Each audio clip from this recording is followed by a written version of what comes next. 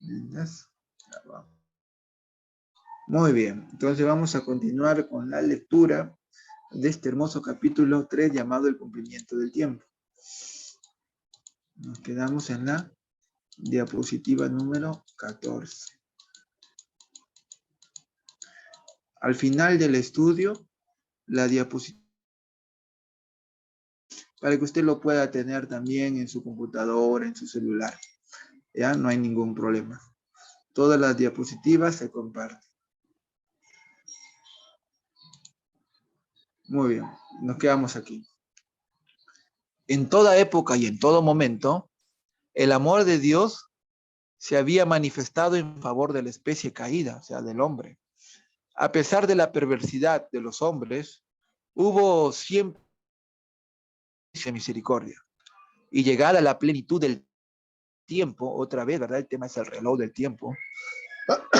Llegada a la plenitud del tiempo, la divinidad, Padre, Hijo y Espíritu Santo, se glorificó derramando sobre el mundo tal efusión de gracia sanadora que no se interrumpiría hasta que se cumpliese el plan.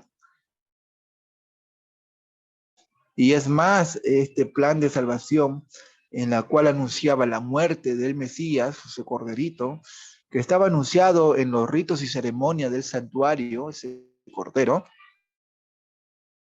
estaba anunciado en el primer versículo de la Biblia.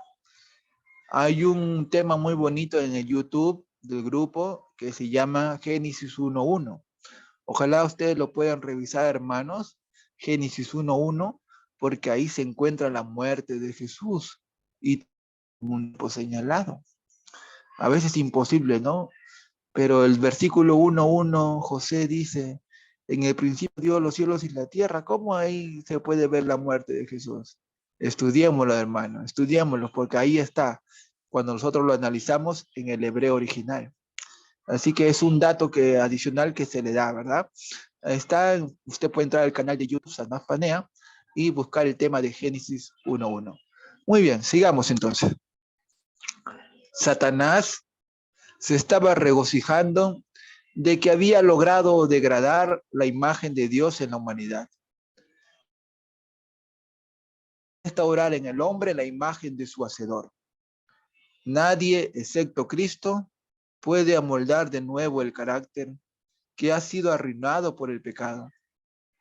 Él vino, Jesús, para expulsar a los demonios que habían dominado la voluntad.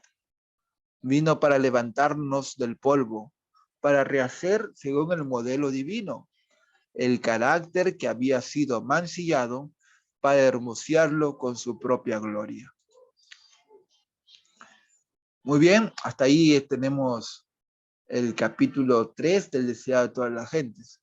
Ahora, nuestro tema es acerca del reloj profético del tiempo, ¿no? O el reloj profético de Dios. Vamos a leer Eclesiastés capítulo 3, que nos habla acerca del tiempo.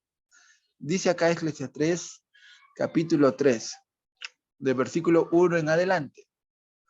Todo tiene su tiempo y todo lo que se quiere debajo del cielo, o sea, aquí en la tierra, tiene su hora. ¿Había un tiempo para el nacimiento de Jesús? Sí, había un tiempo para el nacimiento de Jesús. ¿Había un tiempo para su muerte? Sí, había un tiempo para su muerte. ¿Había una hora en que él tenía que ser crucificado en la cruz? Sí, había una hora. ¿Y dónde está todo eso registrado? En la palabra del Señor, en la Biblia. Tremendo. Versículo 2. Tiempo de nacer. Jesús nació, Belén. Tiempo de morir. Murió fuera de Jerusalén, en el monte Calavera. Tiempo de plantar y tiempo de arrancar lo plantado.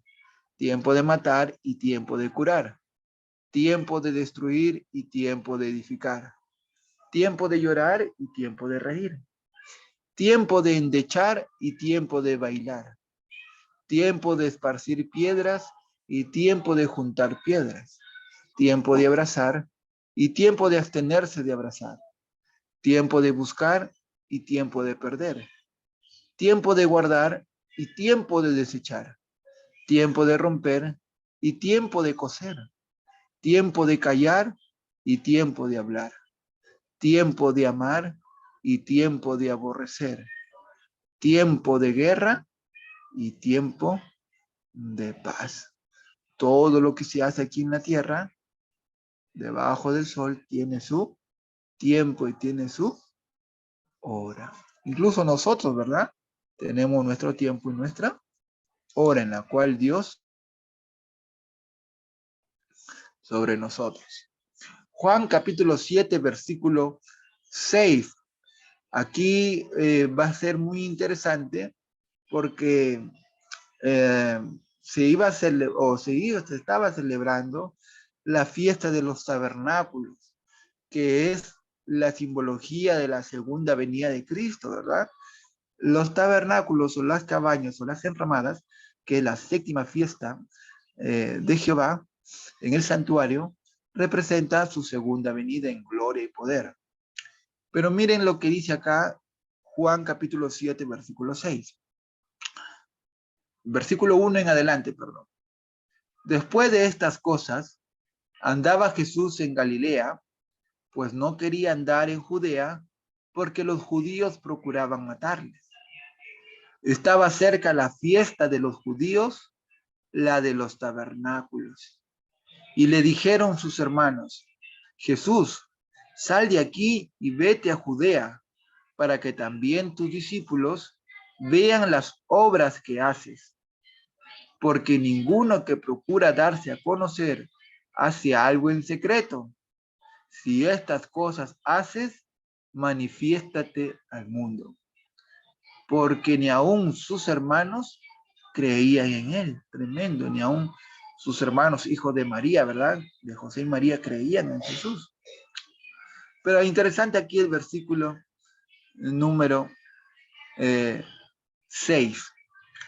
Entonces Jesús le dijo, mi tiempo aún no ha llegado. Tremendo, interesante. La fiesta de los tabernáculos, la simbología de la fiesta de los tabernáculos, que representa la segunda venida de Jesús. Miren, las palabras sabias de Cristo decía, mi no ha llegado. Mas vuestro tiempo siempre está presto. No puede el mundo aborreceros a vosotros, mas a mí me aborrece, porque yo testifico de él, que sus obras son malas. Subid vosotros a la fiesta de los tabernáculos. Yo no subo todavía a esa fiesta. ¿Qué fiesta? De los tabernáculos, cabañas o enramadas, o en hebreo Sukkot, porque mi tiempo, ¿qué cosa? Aún no se ha cumplido. Ya falta poco para celebrar esa fiesta de los tabernáculos, pero en ese momento todavía no era el tiempo en la cual Cristo iba a simbolizar o a reflejar esa fiesta de los tabernáculos, porque aún estaba en el futuro representando su segunda venida. Y habiéndole dicho esto, se quedó en Galilea. Interesante, todo tiene su tiempo.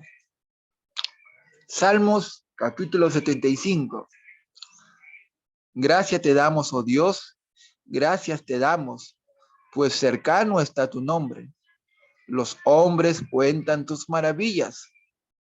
Al tiempo que señalare, yo juzgaré rectamente. ¿Hay un tiempo en el juicio? Hay un tiempo. Al tiempo que señalare, yo juzgaré rectamente. Se arruinaban la tierra y sus moradores.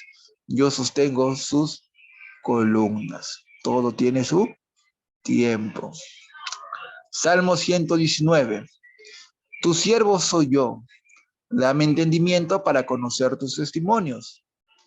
Tiempo es de actuar, oh Jehová, porque han invalidado tu ley. Interesante.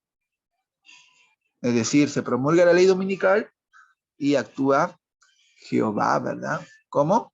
Con las plagas. Jeremías capítulo 51. Él es el que hizo la tierra con su poder, el que afirmó el mundo con su sabiduría y extendió los cielos con su inteligencia. A su voz se producen tumultos de aguas en los cielos y hace subir las nubes de lo último de la tierra. Él hace relámpagos con la lluvia y saca el viento de sus depósitos. Todo hombre se ha infatuado y no tiene ciencia. Se avergüenza todo artífice de su escultura, porque mentira es su ídolo. No tiene espíritu, no tiene vida. Vanidad son, obra digna de burla. ¿En el tiempo de qué? En el tiempo del castigo perecerá. Hay un tiempo. Interesante. Romanos capítulo 5. Justificados pues por la fe, tenemos paz para con Dios por medio de nuestro Señor Jesucristo, por quien también tenemos entrada por la fe a esta gracia, en la cual estamos firmes y nos gloriamos en la esperanza de la gloria de Dios.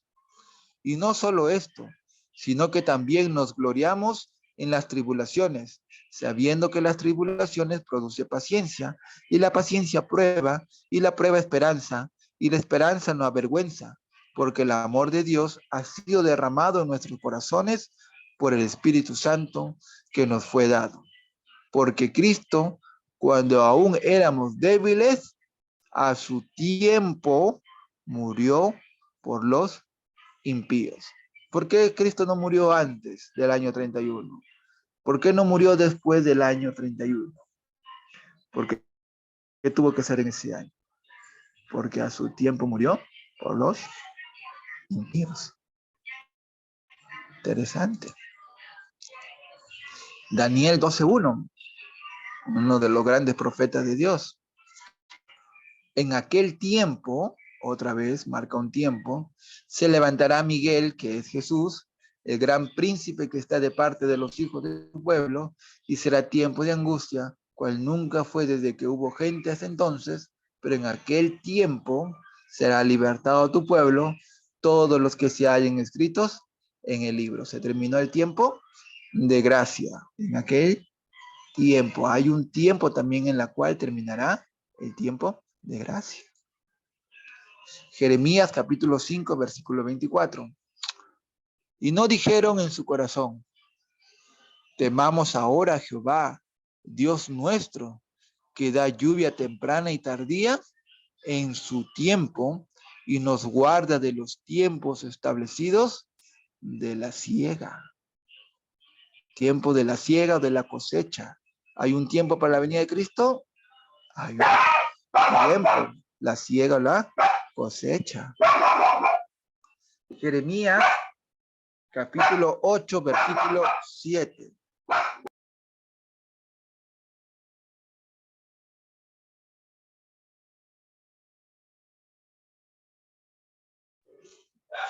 Jeremías 8:7. Aún la cigüeña en el cielo conoce su tiempo, y la tórtola y la grulla y la golondrina guardan el tiempo de su venida. Pero mi pueblo no conoce el juicio de Jehová. Aún los animalitos conocen su tiempo. Sofonías capítulo 3, versículo 20. En aquel tiempo yo os traeré, en aquel tiempo os reuniré. Yo, pues, os pondré para renombre y para alabanza entre todos los pueblos de la tierra, cuando levante vuestro cautiverio delante de vuestros ojos, dice Jehová. Hay un tiempo de reunirse. Hechos capítulo 3. Mas ahora, hermanos, sé que por ignorancia lo habéis hecho, como también vuestros gobernantes. Pero Dios ha cumplido así lo que había antes anunciado por boca de todos sus profetas, que su Cristo, o sea, que Jesús, había de padecer. Así que arrepentíos y convertíos para que sean borrados vuestros pecados, para que vengan de la presencia del Señor tiempos de refrigerio. Esa era la lluvia temprana, ¿verdad? Espíritu Santo. Y Él envía a Jesucristo, que os fue antes anunciado, a quien de cierto es necesario que el cielo reciba hasta que hasta los tiempos de la restauración de todas las cosas, de que habló Dios por boca de sus santos profetas, que han sido tiempo para la restauración de la tierra, del planeta. Muy bien, vamos a terminar ya con dos libros antiguos. Uno de ellos es El conflicto de los siglos, el capítulo 19, una profecía significativa, hablando la hermana White escribiendo acerca del señor William Miller. Vamos a ver qué nos dice. Otra clase de evidencia, escribió Miller, que afectó habitualmente mi espíritu, dice él, fue la cronología de las Santas Escrituras. Encontré que los acontecimientos predichos, miren hermanos, mucha atención acá, ojo, pestaña y ceja, encontré que los acontecimientos, los sucesos predichos, los eventos que ya estaban anteriormente anunciados, que se habían cumplido en lo pasado, se habían desarrollado muchas veces dentro de los límites de un tiempo determinado. Tremendo, hermano. O sea, que lo que Dios ya había anunciado de antemano con un tiempo, se había cumplido en un tiempo que Dios ya había marcado. ¿Y cuáles son? Por ejemplo, dice él, los 120 años hasta el diluvio. Se cumplió los 120 años. Los 7 días que debían precederlo, con el anuncio de 40 días de lluvia. Subieron al arca, no llovió por 7 días, luego llovió y pasaron 40 días hasta salir del arca. ¿Se cumplió el tiempo? Se cumplió. Los 400 años de la permanencia de la posteridad de Abraham en Egipto. Se cumplió. Los 3 días de los sueños del copero y del panadero. Se cumplió. Los 7 años de Faraón. Se cumplió. Los 40 años en el desierto de Israel vagando. Se cumplió. Los 3 años y medio de hambre, Primera de Reyes 17:1, se cumplió. Los 70 años del cautiverio en Babilonia, se cumplió en ese margen de tiempo. Los 7 tiempos de Nabucodonosor, que son los 7 años, ¿verdad? Que él tuvo como un animal, se cumplió. Y las 72 semanas y una semana que sumaban 70, las 70 semanas, determinada sobre los judíos, también se cumplió. Dice William Miller, todos los acontecimientos limitados por estos periodos de tiempo no fueron una vez más que asunto, ¿qué cosa? Profético. Pero se cumplieron de acuerdo con las predicciones. Todas estas profecías que se habían anunciado de antemano se cumplieron en un tiempo determinado por Dios. Por consiguiente, dice William Miller, al encontrar en su estudio de la Biblia varios periodos cronológicos que según su modo de entenderlos se extendían hasta la segunda venida de Cristo, no pudo menos que considerarlos como ¿qué? Como los tiempos señalados que Dios había revelado a sus siervos. Y acá hay muchas cosas, acá hay una interesante este versículo porque hay muchos que argumentan, no, las cosas secretas son de Dios y nosotros no podemos entender esas cosas secretas, Él lo ha reservado para Él. Pero no siguen leyendo todo el versículo, porque todo el versículo dice así, las cosas secretas, dice Moisés, pertenecen a Jehová nuestro Dios, hasta ahí nomás se quedan y no leen lo siguiente, mas las reveladas nos pertenecen a nosotros y a nuestros hijos para siempre. O sea que leen a mitad nomás, a la mitad del versículo leen, no leen todo el versículo completo. Y el Señor declara por el profeta Amós que no hará nada sin que revele su secreto a sus siervos los profetas. Y ahí están los versículos. Deuteronomio 29:29 y Amós 3:7. Y acá un párrafo muy excelente, ¿no? Así que los que estudian la palabra de Dios, la Biblia, pueden confiar que encontrarán indicado con claridad en las Sagradas Escrituras el acontecimiento más estupendo que debe realizarse en la historia de la humanidad. ¿Cuál es ese acontecimiento más estupendo? La segunda venida de Cristo, que está registrada en sus Sagradas Escrituras. Estando completamente convencido, dice Miller, de que toda escritura divinamente inspirada es útil, segunda de Timoteo 3:16, toda la palabra es útil, ¿no? Para redarguir, para instruir en justicia, etcétera, que en ningún tiempo fue dada por voluntad de hombre, sino que fue escrita por hombres santos, inspirados del Espíritu Santo. Y esto para nuestra enseñanza, para que por la paciencia y por la consolación de las Escrituras tengamos esperanza. No pude menos que considerar las partes cronológicas de la Biblia tan pertinentes a la palabra de Dios y tan acreedoras a que las tomaremos en cuenta como cualquiera otra parte de las Sagradas Escrituras. Pensé, por consiguiente, que al tratar de comprender lo que Dios en su misericordia había juzgado conveniente revelarnos, yo no tenía derecho para pasar por alto los periodos proféticos. Tremendo. Muy bien, y aquí vamos a terminar ya. Nos faltan 5 diapositivas y terminamos. Y ya nos vamos a descansar. Un libro muy antiguo del año 1840.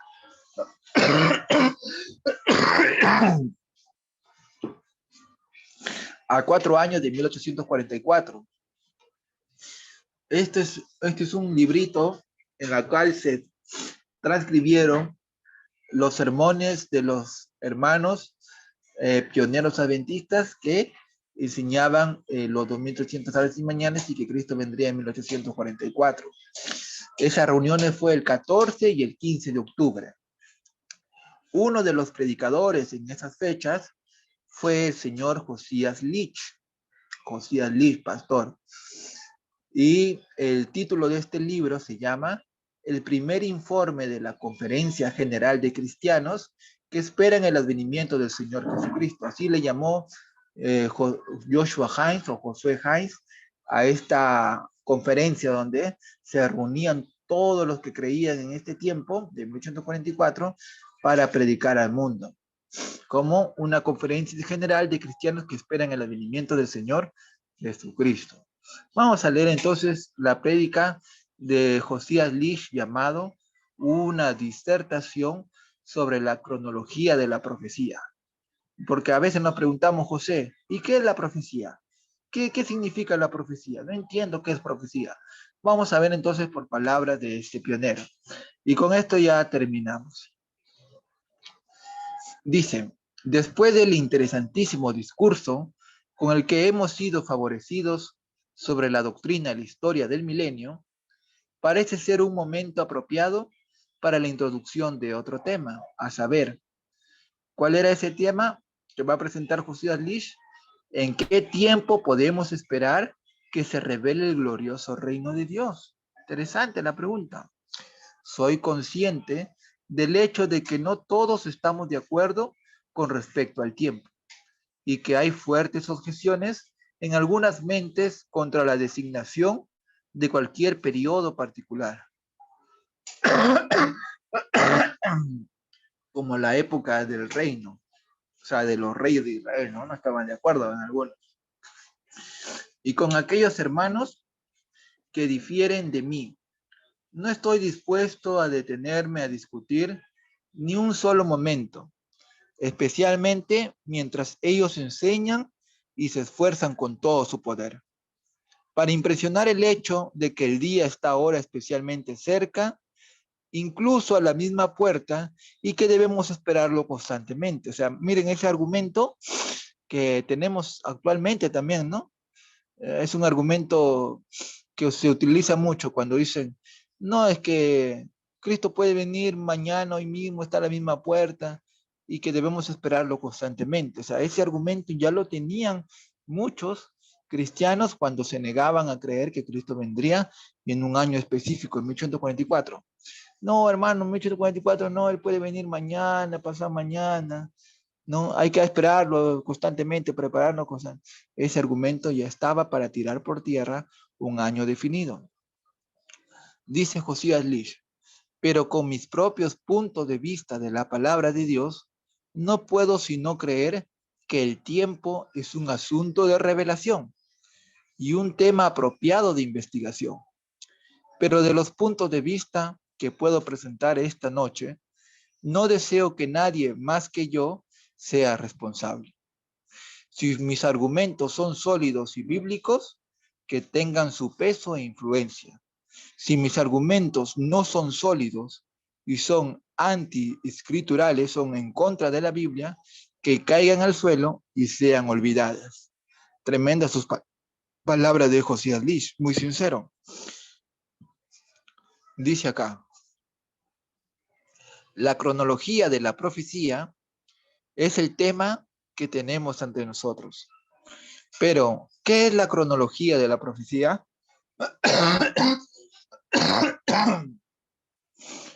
¿Qué es, si no la cronología del tiempo? ¿Qué es la profecía? Eso lo vamos a ver ahorita. ¿Qué es la profecía? ¿Dónde comienza la profecía y hasta dónde se extiende la profecía? Son preguntas, son cuestiones que se discutirán en el presente discurso. Número 1. ¿Qué es la profecía? Según el diccionario Webster, un diccionario muy antiguo de 1787, me parece este diccionario, en Estados Unidos, lo define como predicción, una previsión. Una profecía, entonces, predice lo que será en el futuro. ¿Qué es una profecía? Lo que se predice, lo que va a suceder en el futuro. Punto número 2. ¿Dónde comienza la profecía? ¿Cuándo comenzó la profecía? La profecía comenzó con el ejercicio del gobierno moral de Dios sobre el hombre. ¿Cuándo fue eso? Cuando el hombre perdió esa santidad, esa moralidad. Cuando entró el pecado. Punto número 3. Y la profecía se extiende a través del tiempo en un estado eterno del ser. Una vez definida la primera pregunta, será innecesario detenerse más en ella. Por lo tanto, procederemos a sostener la posición adoptada en respuesta a la segunda pregunta, a saber que la profecía comenzó con el ejercicio del gobierno moral de Dios sobre el hombre. El hombre fue la última pieza de la obra divina en la semana de la creación. Al sexto día fue creado el hombre. Terminada esta y producida una raza de agentes morales, Dios descansó el séptimo día o día sábado de todas sus obras que había hecho. Atendamos, pues, al uso que el apóstol Pablo hace de este acto del procedimiento divino. Dice, porque nosotros, si se termina el tiempo, entramos con el mismo link, ¿de acuerdo, hermanos? Porque nosotros, los que hemos creído, entramos en el reposo, como ha dicho, como he jurado en mi ira, si entraran en mi reposo, si entrarán en mi reposo, aunque las obras estaban acabadas desde la fundación del mundo, porque en cierto lugar habló así del séptimo día, y Dios descansó el séptimo día de todas sus obras. Número 1, que el descanso de Dios en el séptimo día era típicamente profético. O sea, que el día sábado era una profecía de un descanso futuro para su pueblo creyente que se distinguiría de los demás y lo disfrutaría. Número 2, que el descanso que Josué dio a los israelitas en Canaán no era ese descanso prometido, porque si lo hubiera sido, no habría hablado después de otro día de descanso. pero por medio de David habló después de otro día. Por lo tanto, queda un descanso para el pueblo de Dios. Interesante. Tal vez, sin embargo, se puede objetar que aunque el sábado es un tipo del descanso futuro que queda para el pueblo de Dios, no se deduce exactamente que sea una profecía del mismo. Pero analicemos este punto. Un tipo es una imagen y representación de otro objeto posterior. ¿No presupone entonces la idea misma de un tipo la existencia posterior de su antitipo? Si no es así, no es un tipo absoluto. Por lo tanto, si el sábado es un tipo de un futuro descanso para el pueblo de Dios, la promulgación de ese tipo, o sea, el sábado semanal, es una profecía del antitipo. Por lo tanto, se deduce que la profecía y la profecía de un futuro descanso para el pueblo de Dios comenzó con el ejercicio del gobierno moral de Dios sobre el hombre, el séptimo día desde el principio de la creación. Un sábado milenial de descanso. Dar la cronología de la profecía es trazar su historia de periodo en periodo, desde su origen hasta su consumación. Indaguemos entonces más particularmente lo que el sábado prefigura y predice. 1. Ya hemos visto que el sábado predice un futuro descanso para el pueblo de Dios. 2. Ha sido una opinión casi universal de la iglesia, tanto judía como cristiana, que el sábado prefigura un glorioso estado de descanso para la iglesia durante los 7000 años del mundo. Interesante. Los principales argumentos a favor de esto son brevemente los siguientes. Dios hizo el mundo en 6 días y descansó en el séptimo y constituyó el sábado en un tipo de descanso futuro. Así que podemos esperar que después de los problemas y conmociones de 6000 años, habrá un descanso de 1000 años de todas estas penas. La institución de los sábados y jubileos entre los judíos ha sido considerada como típica de la misma cosa. 3. El tercer argumento proviene de 2 de Pedro 3:8. Un día para el Señor es como 1000 años y 1000 años como un día. Habiendo dicho esto en referencia al día del Señor y al tiempo de su venida, se ha argumentado que el escritor pretendía dar a entender que cada día de la semana de la creación es típico de 1000 años de tiempo antes de la sujeción final y eterna de todas las cosas, y el Hijo mismo se convierte en sujeto de aquel que puso todas las cosas bajo él, y Dios es en todo y en todo. 4. El cuarto argumento, y creo que el más fuerte, proviene del capítulo 20 de Apocalipsis, donde se promete a los santos un reino de 1000 años con Cristo. Y Dios, antes de la resurrección final y la destrucción de todos los enemigos, estos 1000 años serán el gran jubileo de los redimidos de la tierra. En otras palabras, 6000 años de pecado en la tierra y 1000 años de descanso en el cielo.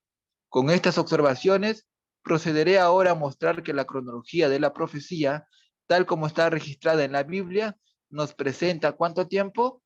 7000 años desde el comienzo del ejercicio del gobierno moral de Dios sobre el hombre, hasta el periodo final de la conquista de todos los enemigos de Dios, y cuando Satanás, la muerte y el infierno, con todos aquellos cuyos nombres no están escritos en el libro de la vida, serán arrojados al lago de fuego, que es la muerte segunda.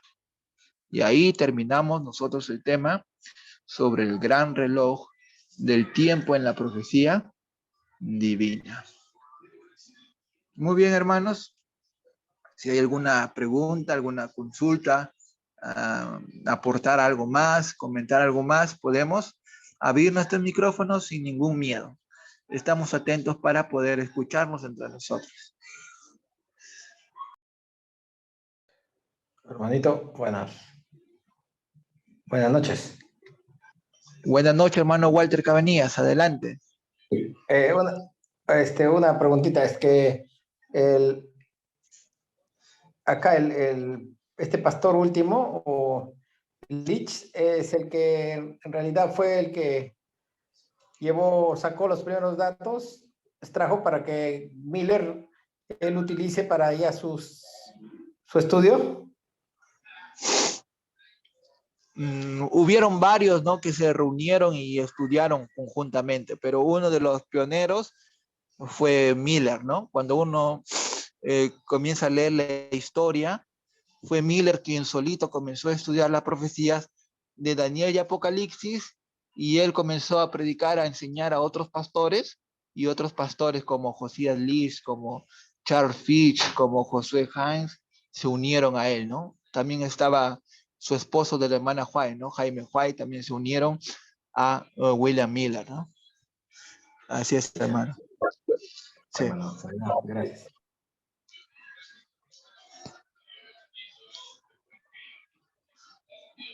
Muy bien. ¿Alguien más?